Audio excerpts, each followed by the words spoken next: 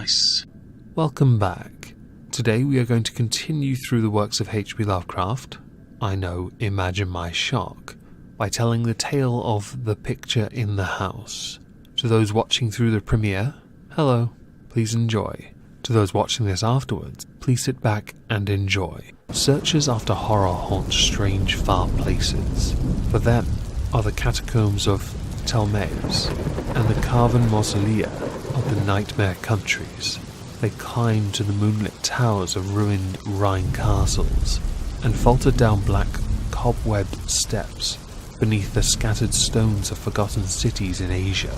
The haunted wood and the desolate mountains are their shrines, and they linger around the sinister monoliths on uninhabited islands. But the true epicure in the terrible, to whom a new thrill of unutterable ghastliness is the chief end and justification of existence, esteems most of all the ancient, lonely farmhouses of backwoods New England. For there, the dark elements of strength, solitude, grotesqueness, and ignorance combine to form the perfection of the hideous. Most horrible of all the sights are the little unpainted wooden houses remote from travelled ways, usually squatted upon some damp, grassy slope, or leaning against some gigantic outcropping of rock. 200 years and more they have leaned or squatted there, while the vines have crawled and the trees have swelled and spread. They are almost hidden now in lawless luxuriances of green and guardian shrouds of shadow, but the small paned windows still stare shockingly, as if blinking through a lethal stupor which wards off madness by dulling the memory of unutterable things. In such houses have dwelt generations of strange people, whose like the world has never seen, seized with a gloomy and fanatical belief which exiled them from their kind. Their ancestors sought the wilderness for freedom. There, the scions of a conquering race indeed flourished free from their restrictions of their fellows, but cowered in an appalling slavery to the dismal phantasms of their own minds. Divorced from the enlightenment of civilization, the strength of these Puritans turned into singular channels, and in their isolation, morbid self-repression, and struggle for life with relentless nature, there came to them dark, furtive traits from the prehistoric depths of their cold northern heritage. By necessity, practical, and by philosophy stern, these folk were not beautiful in their sins. Erring, as all mortals must, they were forced by their rigid code to seek concealment above all else, so that they came to use less and less taste in what they concealed. Only the silent, sleepy, staring houses in the backwoods can tell all that has lain hidden since the early days, and they are not communicative, being loath to shake off the drowsiness which helps them forget. Sometimes one feels that it would be merciful to tear down these houses, for they must often dream.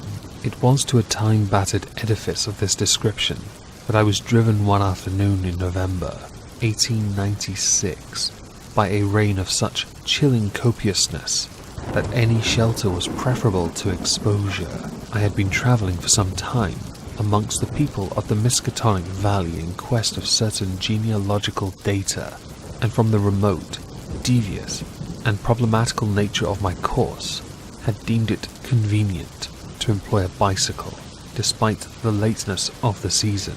Now I found myself upon an apparently abandoned road, which I had chosen as the shortest cut to Arkham, overtaken by the storm at a point far from any town, and confronted with no refuge save the antique and repellent wooden building, which blinked with bleared windows from between two huge, leafless elms near the foot of a rocky hill. Distant though it was from the remnant of a road, the house nonetheless impressed me unfavourably the very moment I espied it. Honest, wholesome structures do not stare at travellers so slyly and hauntingly, and in my genealogical researches I had encountered legends of a century before which biased me against places of this kind, yet the force of the elements was such as to overcome my scruples, and I did not hesitate to wheel my machine up the weedy rise to the closed door, which seemed at once so suggestive and secretive. I had somehow taken it for granted that the house was abandoned, yet as I approached it, I was not so sure, for though the walks were indeed overgrown with weeds, they seemed to retain their nature a little too well to argue complete desertion. Therefore, instead of trying the door, I knocked, feeling as I did so a trepidation I could scarcely explain. As I waited on the rough, mossy rock, which served as a doorstep, I glanced at the neighbouring windows and the panes of the transom above me, and noticed that although old, rattling and almost opaque with dirt, they were not broken. The building then must still be inhabited, despite its isolation and general neglect. However, my rapping evoked no response, so after repeating the summons, I tried the rusty latch and found the door unfastened. Inside was a little vestibule with walls from which the plaster was falling, and through the doorway came a faint but peculiarly hateful odour. I entered, carrying my bicycle, and closed the door behind me. Ahead rose a narrow staircase, flanked by a small door probably leading to the cellar, while to the left and right were closed doors leading to rooms on the ground floor. Leaning my cycle against the wall, I opened the door at the left and crossed into a small, low-ceiled chamber, but dimly lighted by its two dusty windows, and furnished in the barest, most primitive possible way. It appeared to be a kind of sitting room, for it had a table and several chairs, and an immense fireplace above which ticked an antique clock on the mantel. Books and papers were very few, and in the prevailing gloom I could not readily discern the titles. What interested me was the uniform air of archaism as displayed in every visible detail. Most of the houses in this region I had found rich in relics of the past, but here the antiquity was curiously complete, for in all the room I could not discover a single article of definitely post-revolutionary date. Had the furnishings been less humble, this place would have been a collector's paradise. As I surveyed this quaint apartment, I felt an increase in that aversion, first excited by the bleak exterior of the house. Just what it was that I feared or loathed, I could by no means define, but something in the whole atmosphere seemed redolent of unhallowed age, of unpleasant crudeness, and of secrets which should be forgotten. I felt disinclined to sit down, and wandered about, examining the various articles which I had noticed. The first object of my curiosity was a book of medium size, lying upon the table and presenting such an antediluvian aspect that I marvelled at beholding it outside a museum or library.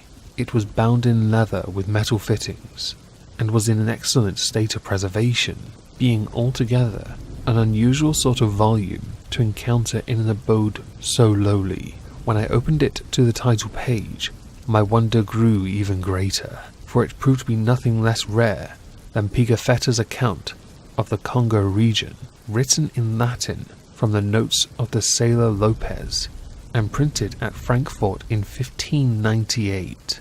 I had often heard of this work, with its curious illustrations by the brothers de Bry, hence for a moment forgot my uneasiness in my desire to turn the pages before me.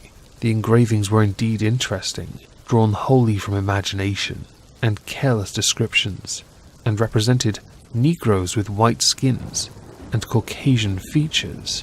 Nor would I soon have closed the book had not an exceedingly trivial circumstance upset my tired nerves and revived my sensation of disquiet. What annoyed me was merely the persistent way in which the volume tended to fall upon itself at plate 12, which represented in gruesome detail a butcher's shop of the cannibal Anzikis. I experienced some shame at my susceptibility to so slight a thing, but the drawing nevertheless disturbed me, especially in connection with some adjacent passages descriptive of Anzaki gastronomy. I turned to a neighbouring shelf and was examining its meagre literary contents. An 18th century Bible, a Pilgrim's Progress of like period, illustrated with grotesque woodcuts, and printed by the almanac maker Isaiah Thomas, the rotting bulk of Cotton Mather's Magnalia Christi Americana, and a few other books of evidently equal age, when my attention was aroused by the unmistakable sound of walking in the room overhead. At first, astonished and startled, considering the lack of response to my recent knocking at the door, I immediately afterward concluded that the walker had just awakened from a sound sleep, and listened with less surprise as the footsteps sounded on the creaking stairs. The tread was heavy, yet seemed to contain a curious quality of cautiousness, a quality which I disliked the more because the tread was heavy. When I had entered the room, I had shut the door behind me. Now, after a moment of silence, during which the walker may have been inspecting my bicycle in the hall, I heard a fumbling at the latch and saw the panelled portal swing open again. In the doorway stood a person of such singular appearance that I would have exclaimed aloud but for the restraints of good breeding. Old, white-bearded and ragged, my host possessed a countenance and physique which inspired equal wonder and respect.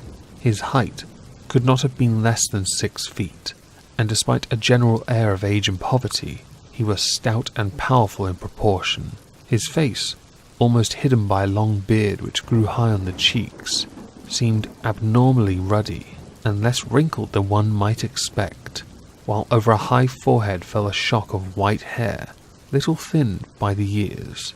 His blue eyes, though a trifle bloodshot, seemed inexplicably keen and burning. But for his horrible unkemptness, the man would have been as distinguished-looking as he was impressive. This unkemptness, however, made him offensive despite his face and figure. Of what his clothing consisted I could hardly tell, for it seemed to me no more than a mass of tatters surmounting a pair of high, heavy boots, and his lack of cleanliness surpassed description. The appearance of this man, and the instinctive fear he inspired, prepared me for something like enmity, so that I almost shuddered through surprise and a sense of uncanny incongruity when he motioned me to a chair and addressed me in a thin, weak voice full of fawning respect and ingratiating hospitality. His speech was very curious, an extreme form of Yankee dialect I had thought long extinct, and I studied it closely as he sat down opposite me in conversation. "Oh, catched in the rain, be?" he greeted. "Glad you was not in the house and had the sense to come right in. I calculate I was asleep, else I would have heard you. I ain't as young as I used to be, and I need a powerful sight of naps nowadays. Travelling far. I ain't seen many folks along this road since they took off the Arkham stage." I replied that I was going to Arkham, and apologized for my rude entry into his domicile, whereupon he continued. "Glad to see you, young sir.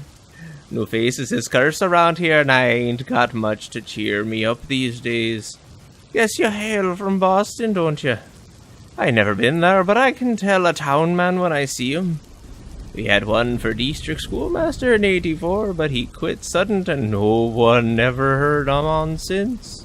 Here the old man lapsed into a kind of chuckle, and made no explanation when I questioned him.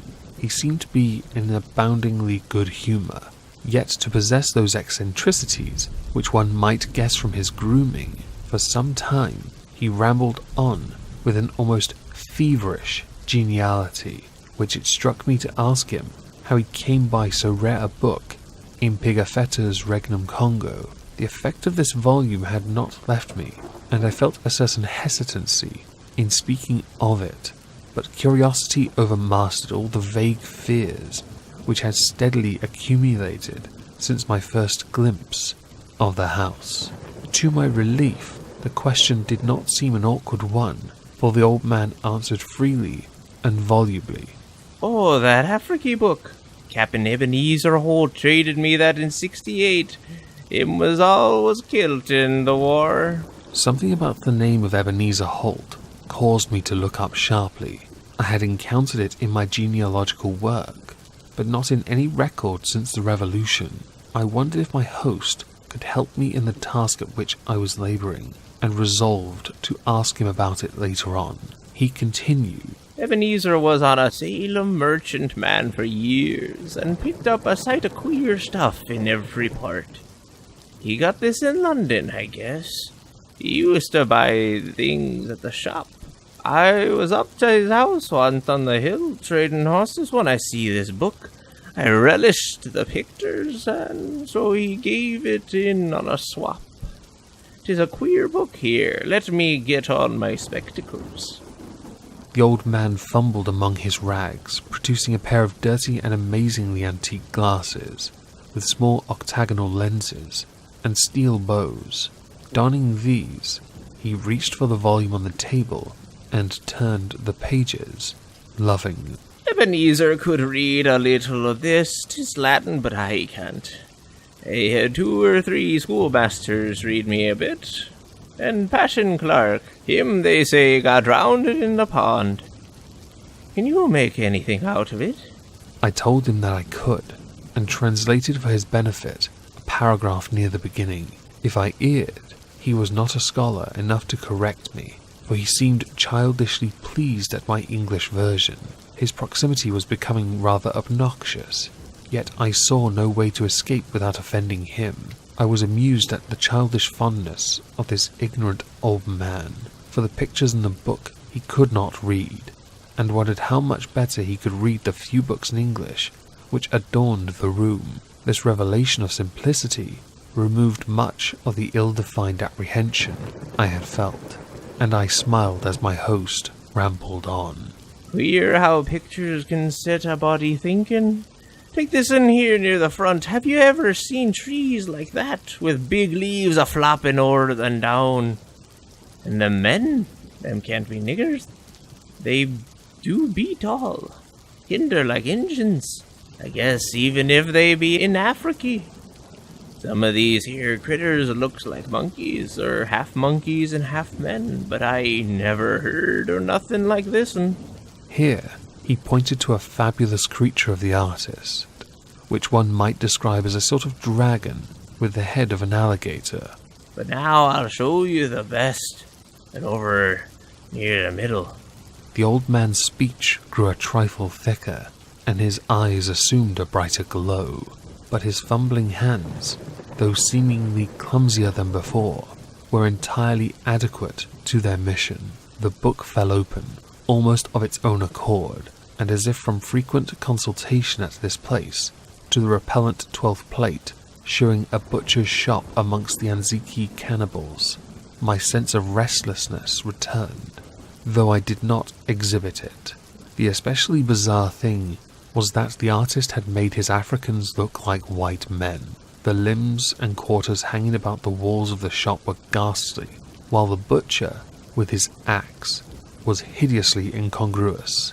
But my host seemed to relish the view as much as I disliked it. What do you think of this? Ain't never seen the like hereabouts, eh?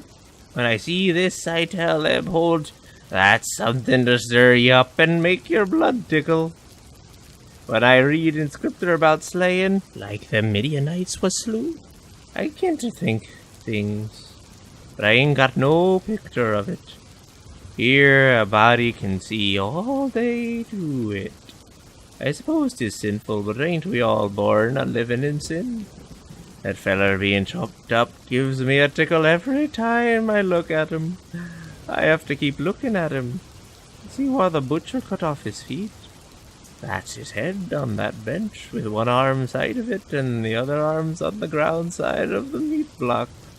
As the man mumbled on in his shocking ecstasy, the expression on his hairy spectacled face became indescribable, but his voice sank rather than mounted.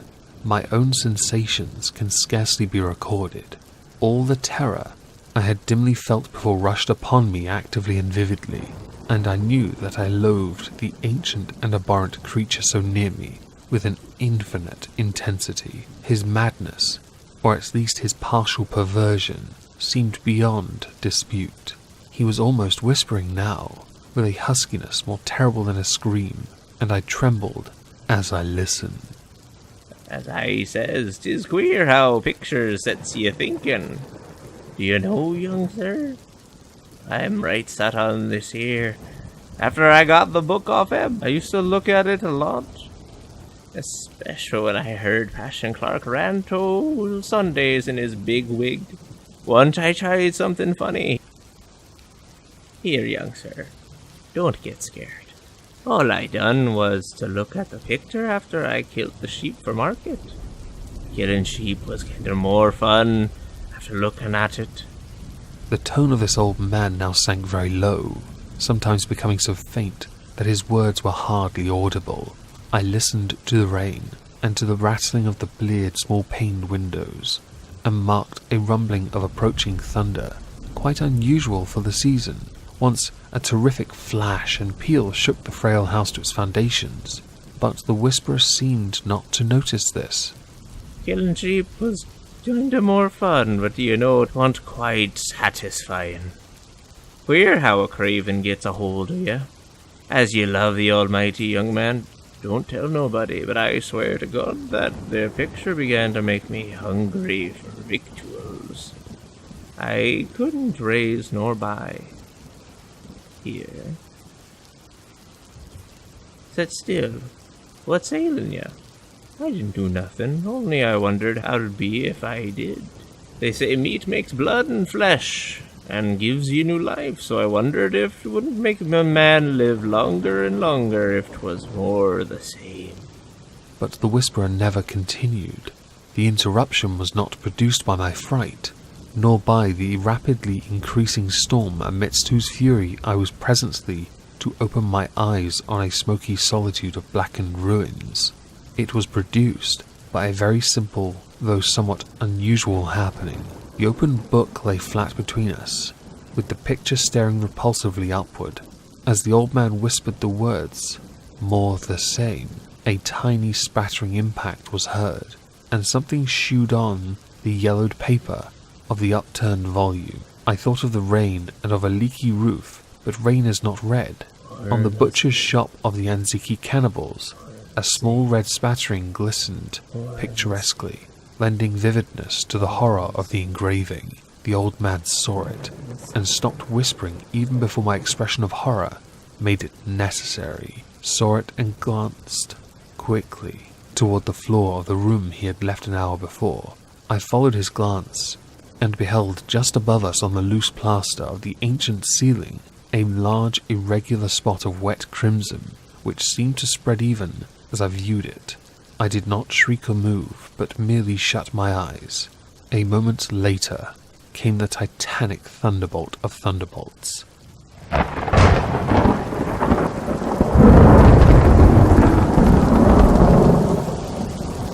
Blasting that accursed house of unutterable secrets, and bringing the oblivion which alone saved my mind.